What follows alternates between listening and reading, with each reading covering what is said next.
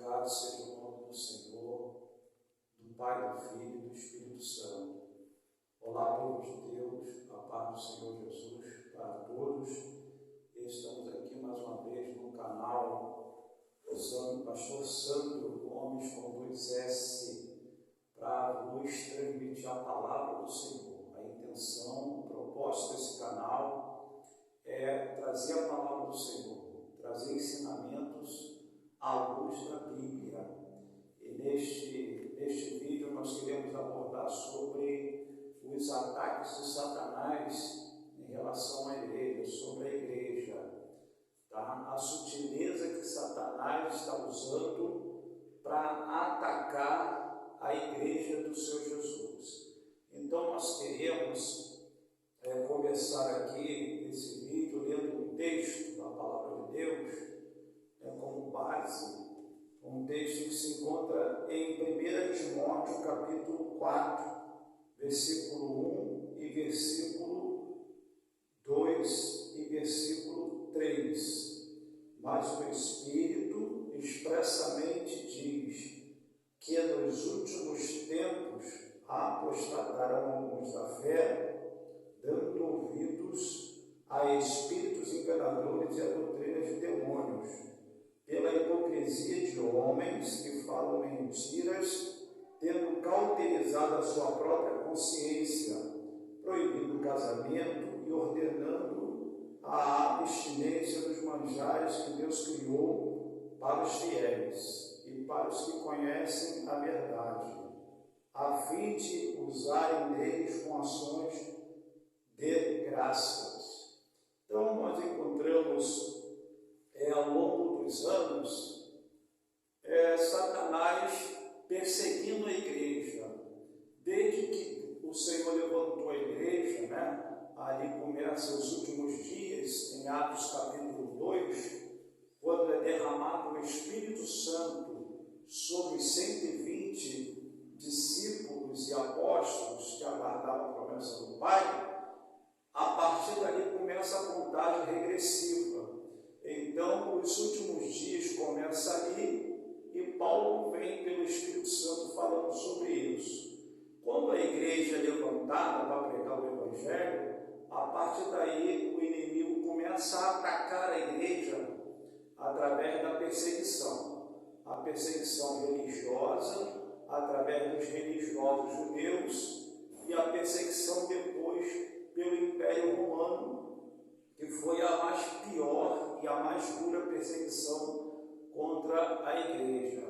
Mas ele não teve êxito, ele não conseguiu o objetivo, alcançar o objetivo dele. Então agora ele muda de estratégia. Você observa que ao longo da história da igreja, ele vem investindo pesado, ele vem lutando contra a igreja, ele vem atacando a igreja de todas as formas, de todos os lados, de todas as maneiras. Mas ele não consegue destruir a igreja, porque a igreja foi fundada em Cristo, na pedra, na rocha. Mas ele muda de estratégia. A partir do ano 300 depois de Cristo, ele começa então a mudar a sua estratégia. E ele agora vem com mais sutileza. A palavra sutileza significa o seguinte: sutileza é um adjetivo que qualifica uma pessoa ou algo de delicado, meigo, suave. Trata-se de um comportamento hábil, perspicaz, que revela certa inteligência de espírito. Então, este adjetivo qualifica determinados comportamentos, tanto para o bem quanto para o mal. Então ele usa de sutileza desse adjetivo para promover o mal e atingir a igreja. Então vamos lá, vamos começar aqui o nosso estudo em relação a esse assunto do ataque de Satanás contra a igreja de Cristo. A igreja sob ataque. A sutileza do ataque.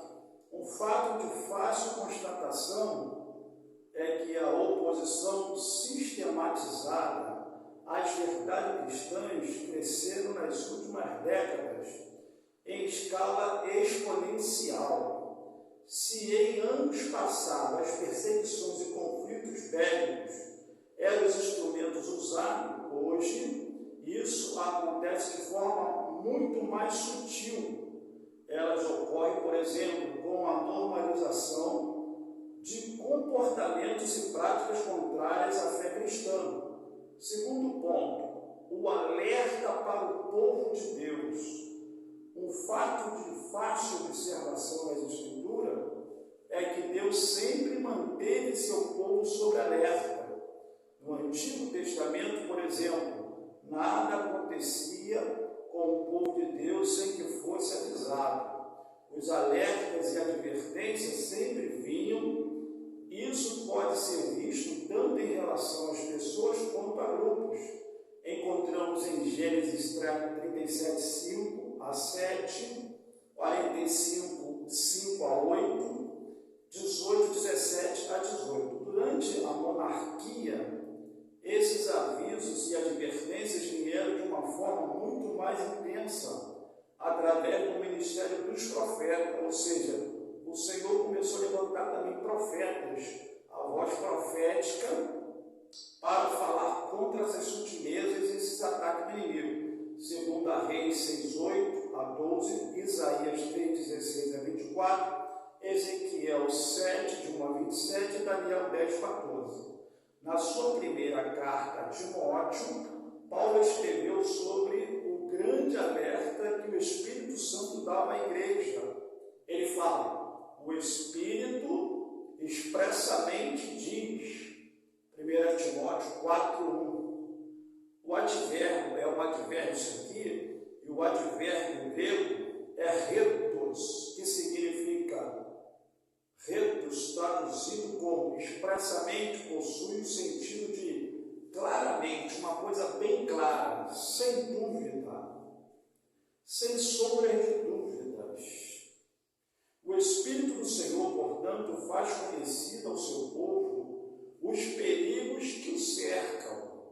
O Espírito Santo está sempre alertando a igreja. Terceiro ponto, a igreja na reta final. Irmão, nós estamos numa reta final. Eu aqui mencionei lá que começou a contagem regressiva em Atos dos Apóstolos, capítulo 2, quando o Espírito Santo desce.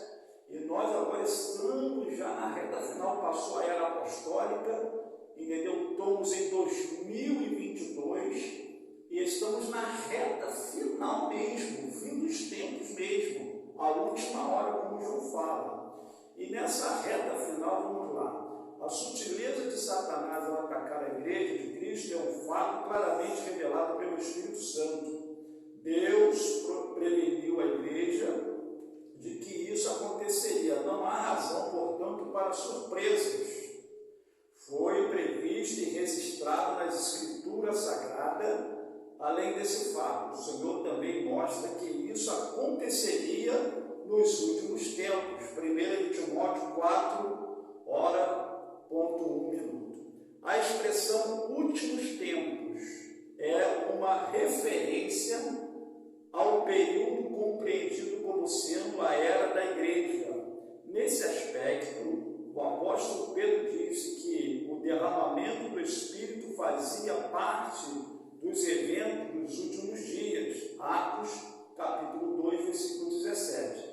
E de forma semelhante, o apóstolo Paulo escreve como os homens se comportariam nos últimos dias, segundo Timóteo 3, 1 a 7. Então, eu quero aqui fazer uma ressalva. Você vê, então, claramente o comportamento das pessoas, a agressividade cada vez pior, o individualismo cada vez pior, a falta de respeito um para com o outro cada vez pior. Então, a intensificação dessas coisas, entendeu, vai aumentando pelo esfriamento do amor e pelo distanciamento da palavra de Deus, do temor à palavra de Deus, e o inimigo vai pegando essas coisas como arma e atingindo a família e posteriormente com o objetivo de atingir também a igreja do Senhor.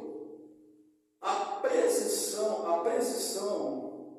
com que foram descritos esses sutis ataques de Satanás contra a igreja, e não há referência a dia e hora, deveria servir de alerta máximo para nós. A profecia é bem clara e objetiva em descrever comportamentos, ações e práticas que marcariam esse tempo final. Se o apóstolo Paulo, que viveu há mais de 2000 anos, disse, já vivenciado os últimos dias, relata em 1 Coríntios 10,11, o que a igreja pode dizer dessa presente época? Não estaremos na reta final? Na última volta da corrida, os espíritos enganadores. Nós vamos ver aqui então a natureza do ataque. O ataque é de natureza espiritual. Em sua exposição, o apóstolo faz referência a espíritos enganadores e demônios. 1 Timóteo 4, versículo 1. Não há nenhuma dúvida que é uma referência aos espíritos maus, aqui também chamados de demônios. Isso revela a natureza dos agentes envolvidos nos ataques que são feitos à igreja, Satanás e seus demônios. Os maiores inimigos da igreja são seres sobrenaturais e invisíveis. Nesse sentido, podemos também dizer que a natureza desse ataque é espiritual. De fato, ao escrever aos Efésios, o apóstolo Paulo diz que a nossa luta não é contra carne e sangue, mas contra os principados e potestades do mal, se encontra em Efésios 6, versículo 12. Ora, irmãos, nós estamos vivendo uma verdadeira guerra. Ali, partindo do Senhor Jesus, foi deixado claramente isso. E há muitos que querem romantizar o Evangelho. O Evangelho é uma batalha da luz contra as trevas e das trevas contra a luz. Nós não podemos ficar romantizando e ensinando o povo que nós estamos vivendo no Alice País das Maravilhas, irmãos. Nós temos que ensinar o povo a lançar a mão das armas, nós temos que ensinar o povo a jejuar, a orar, a ensinar o povo que verdadeiramente precisamos aprender as Escrituras Sagradas em sua essência e profundidade, e não ficar ensinando outras coisas, balelas ao povo. Você vê que o povo está num analfabetismo bíblico muito grande, não conhece quase nada ou praticamente nada da palavra. E nós precisamos, como eu estou aqui hoje mostrando nesse vídeo, tá? Até porque você está vendo claramente, né, o cumprimento das Escrituras e os ataques do inimigo se intensificando nesses últimos dias, que é fácil de constatar. Então nós vamos ver aqui, o ataque é de natureza moral também. Outra coisa a ser levada em conta sobre a natureza do ataque, a igreja que revela a sutileza do diabo, esse também é ataque moral. O apóstolo faz referência às pessoas que se comportam de forma hipócrita, a hipocrisia, e que também são mentirosos, a mentira. 1 Timóteo 4,2. Esses comportamentos se encontram na esfera moral. Na verdade, a hipocrisia e a mentira são manifestações inversas das virtudes morais cristãs, da autenticidade da verdade. A operação do erro sempre trabalha com a falsidade e engano. Paulo também demonstra a esfera moral desse ataque, quando faz referência àqueles que têm cauterizado a sua própria consciência. O termo grego sureidesis, usado aqui para consciência, é uma referência à capacidade humana de julgar, de entender o certo e o errado. Em outras palavras, é a faculdade humana por meio da qual se distingue o que normalmente é bom ou ruim.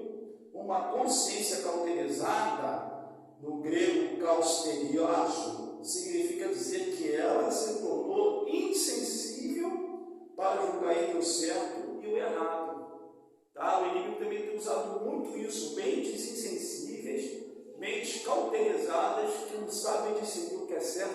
fato, as esferas do ataque.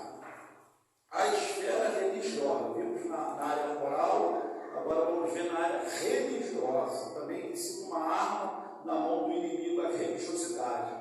É importante tratarmos aqui nas esferas que esse ataque ocorre em primeiro lugar. O apóstolo mostra que ele acontece na esfera religiosa, acontece, portanto, na esfera da igreja. Isso fica claro quando Paulo diz que apostatarão alguns da fé. 1 Timóteo 4:1. Não há dúvida de que o apóstolo está se referindo a cristãos professos que sucumbiram ao ataque do diabo e que, é pior, agora estão a serviço dele. Aqui os principais inimigos do Evangelho vêm de dentro da própria igreja. Não é de admirar que as pessoas que mais causam danos e escândalos ao Evangelho, vou repetir, não é de admirar que as pessoas que mais causam danos e escândalos ao Evangelho sejam aqueles que já lutaram em suas trincheiras e fileiras, contudo, por alguma razão abandonaram a fé e se tornaram inimigos da igreja. Certamente você conhece alguns assim, ou seja, pessoas que deixaram de se levar, como Demas que amou o presente século, pessoas que pegaram o caminho de Caim, o caminho de Balaão, a ganância desviou eles e agora se tornaram inimigos da igreja no sentido de pregar e contrário que a palavra ensina.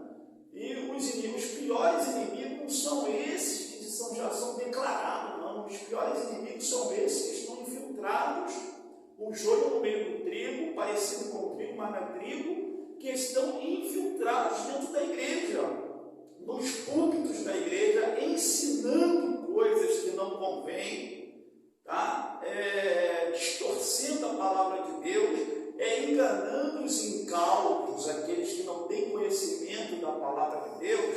Mas nesse vídeo, em nome de Jesus, que o Espírito Santo, ele ilumine a sua vida, abra o teu entendimento, abra os teus olhos. Eu não sei onde você congrega, o que você está ouvindo, de que você está se alimentando, qual é o alimento que estão te dando. Mas você precisa ter muito cuidado e ficar atento no que estão te ensinando, porque talvez você está sendo enganado e você está sendo induzido ao erro. É cego que anda cego e ambos cairão no buraco. Essas pessoas, elas já estão cegas por Satanás e não conseguem enxergar mais o caminho da verdade. Aqui está falando também sobre a questão de que certamente você conhece alguém assim.